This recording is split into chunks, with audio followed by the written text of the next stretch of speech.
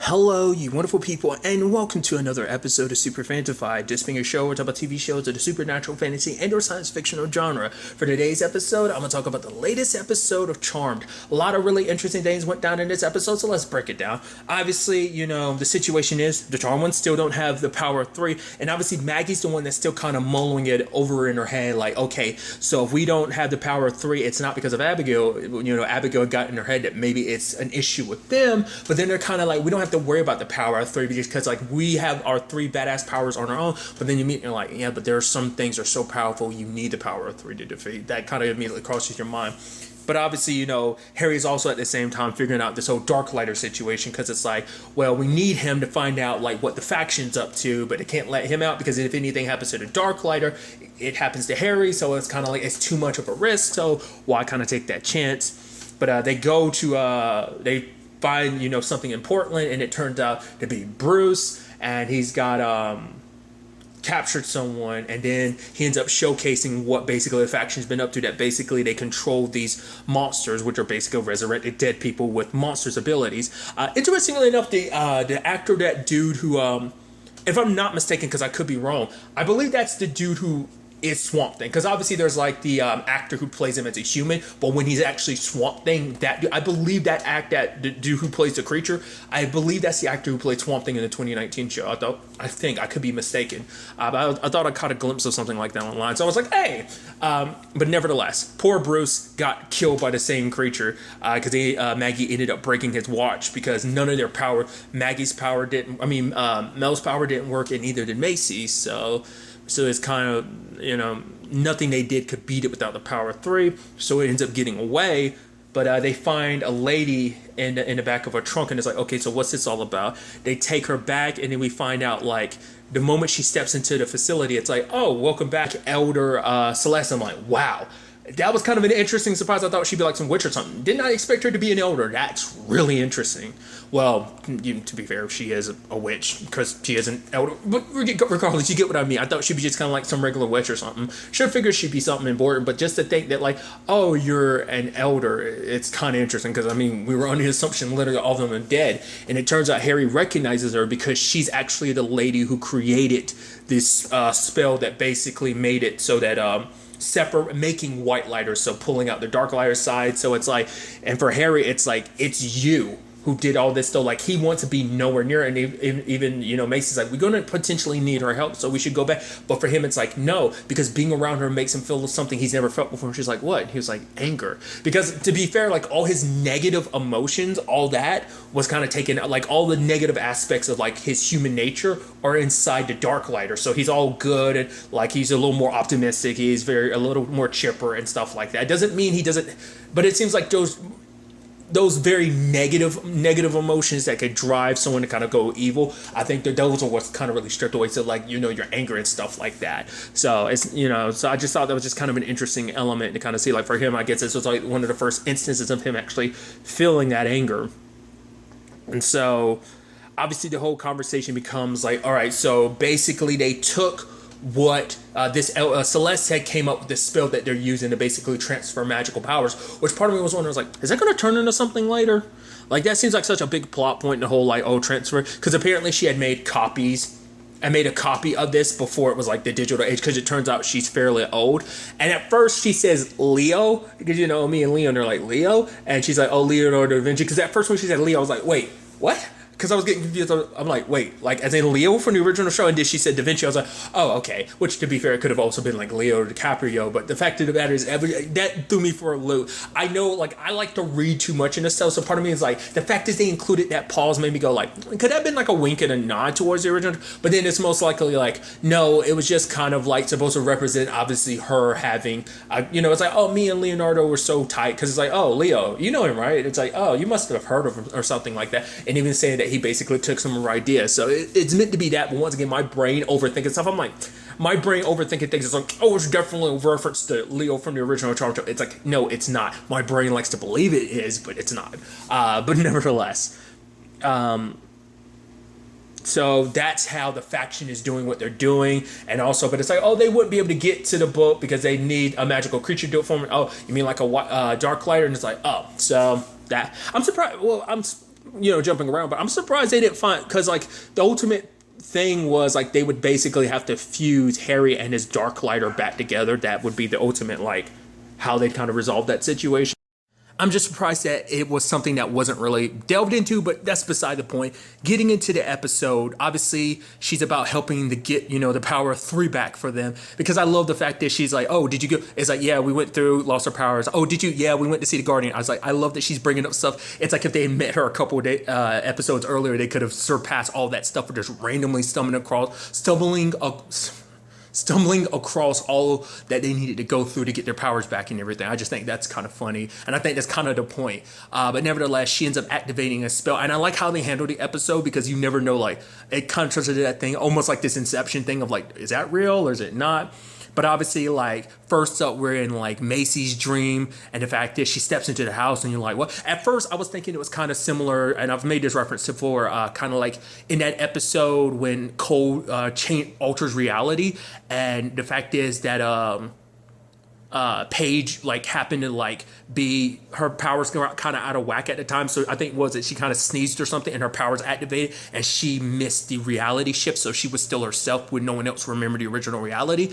I thought that was kind of what happened in this case. I thought it was a situation of like, because she had stopped Celeste at one point in time, like she wasn't affected by the spell when everyone else was, so that's why I was initially thinking like, oh, is it just going to be focused on Macy? But it turns out not to be the case. Like the fact is we see some kids walking up, I'm like, are those supposed to be Macy's kids? And it's like Abigail's, I was like, woo! I was like, wow.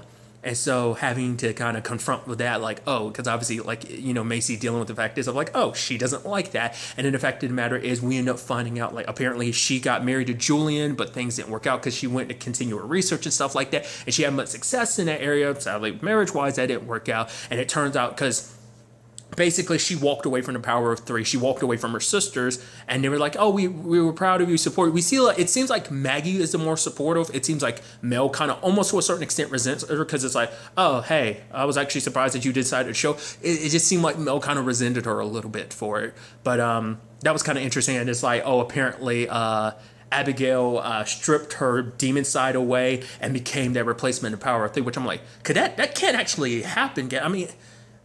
Because even looking at the original series, it had to be, a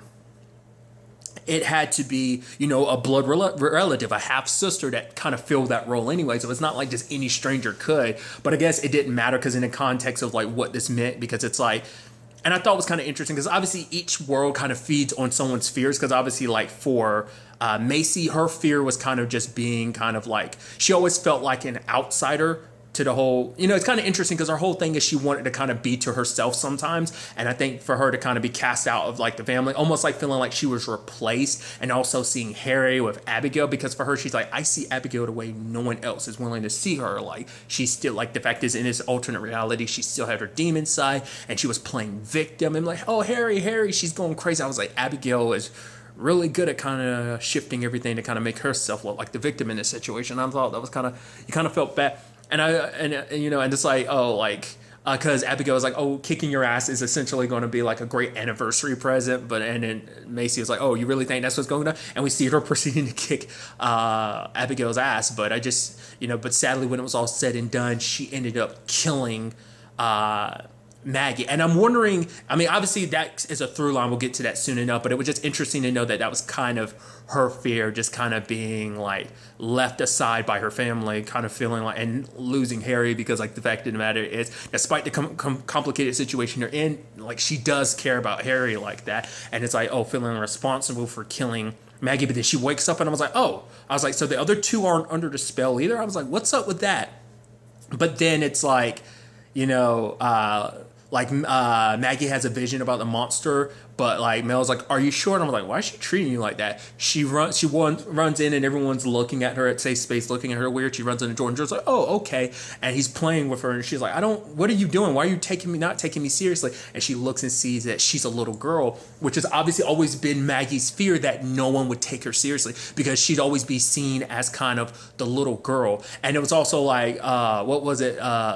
and in Jordan's case, it's like, oh, I'm a man. Like, oh, I got to leave you all alone. I am a man after all. That's kind of what's to be expected, or something like that. It wasn't those words exactly, but essentially, it plays on Maggie's fear. I think of all the men in her life kind of disappointing her and kind of abandoning her, because obviously everything with their dad, and obviously the whole complicated situation with Parker, like that she feels like when she needs them, like a lot of the men in her life kind of have a tendency to just up and disappear, and she's kind of scared that maybe the same thing will happen with Jordan, which I don't believe that will happen. But obviously this is playing into that fear, and the fact is that no one's willing to listen to, because it's like, oh, she's the kid sister. That's always been kind of an argument. That's kind of always been like, because like she's the youngest, so it's like, oh, she's the one that's immature, and just because of what she wants and everything. So I think that's always been something she's had to deal with, and it's just like that was kind of and because of it, Mel ended up getting killed. But then like she's talking to Macy, it's like, oh, this is like that, you were under that spell, this can't be real. It's like, wait, so we're both under? I was like, that's so interesting, because I was thinking like, oh, so you're all connected in your dreams, and it's like when one of you dies, it kind of shifts all of you over into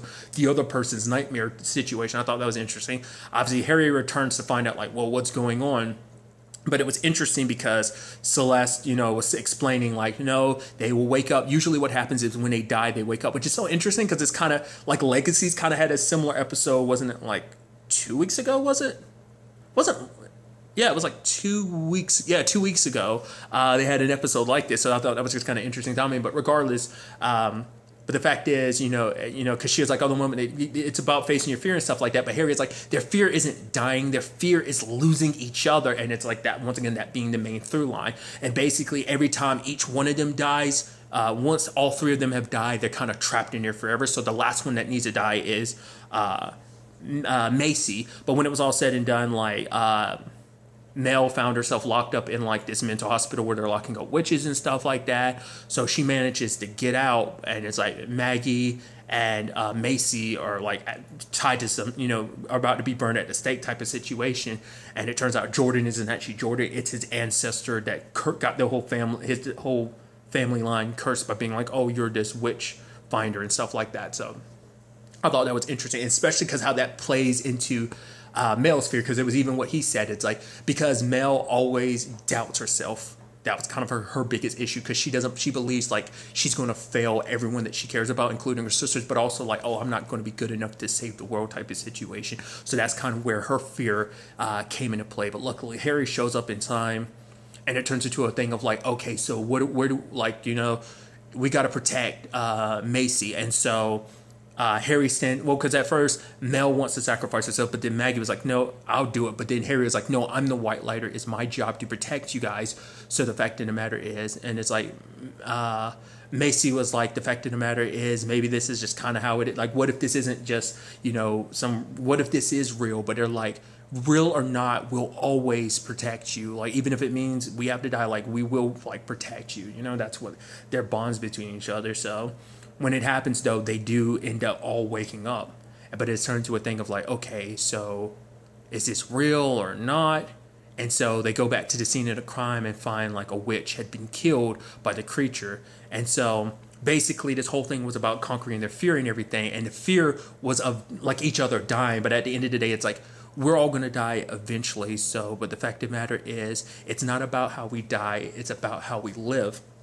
So that being the thing of like having to put aside their fear of dying, and we have each other in this moment. And I think the whole experience ended up bringing them closer together, because of the fact is that it was something, obviously that was kind of their main hurdle, was over those other fears. But at the end of the day, their main fear was fear itself. The fear of dying, fear of losing each other. So they conquered that fear, and they were able to summon up the power of 3 and defeat the creature. And I love their celebration. I'm like, yeah, we did it. So, but by the time they come back, Harry's actually made up with Celeste, because for him, it's like, it wasn't him forgiving her for what she had did to them. It was what she had done to him. It's like, the fact is, because what Celeste had said is they made white lighters as a means to protect witches. It was around the time after Salem. It's like witches were being hunted by humans. They needed to give witches protection, guardians, so they created white lighters. So you can understand where it came from. And Harry kind of recognizes like what it represented because it was a time of great fear. And even Celeste is like, there's mistakes that she made. She regrets what she did. Like it was just, yes, it's like you started off with the best of intentions, but it still doesn't 100% justify what you've done, what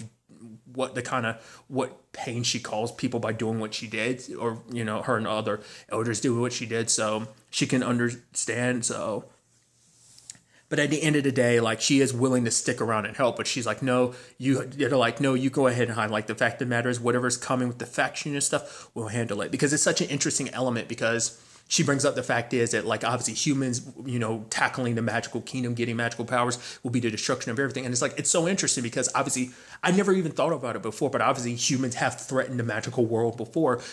The Salem witch trials is like, right, they hunted down witches and stuff like that. Obviously hunted down people who weren't witches as well, just being suspected witches. But that being a whole element to it, and I thought that was such a fascinating, thing. So, but Celeste is going to go into hiding, and if they do find her again, she's going to break the watch, because the watch is what keeps her, kind of essentially keeps her young and everything. So basically, once she breaks it, she'll kind of, I guess, kind of turn to her real age, which is like well past, living. So she'll turn to dust, because I guess she's constantly wound back the clock and made herself young over and over again. So she is going to go in hiding. I'm going to be curious to see what ends up happening there, in the grand scheme of things, whether there ends up being, more with her in the future or not. Like, I guess, like, we'll kind of have to, wait and see if anything becomes of that.